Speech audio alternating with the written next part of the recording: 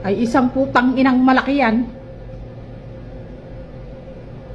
Faking Islam yan, hindi yan totoong Islam.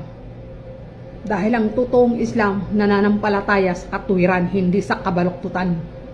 Ayan, kademonyuhan ang pinaiiral niya sa pagkatao niya. Umapabro sa isang demonyong katiwalian. Di ba, Robin Padilla? Pareho tayong revert Islam. Pero magkaiba tayo ng pananaw. Nasa tama ako at ikaw ay sa kabaluktutan. Nakakaputang ina kayo dyan sa Senado. Masunog sana kayo dyan. Masunog sana kayo dyan. Para malitsyon kayo dyan sa loob, mga putang ina nyo.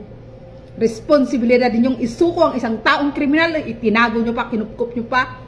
O, di ba mga hayop ang mga ugali nyo, mga animal kayo? Nakakagalit. Nakakagalit ang ginawa ninyo.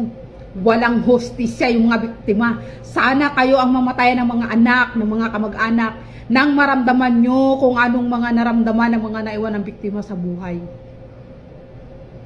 Sana bumalik sa inyo lahat ng inyong mga katarantaduhan na pinaggagawa dyan sa Senado. Mga hayop kayo. #Perla.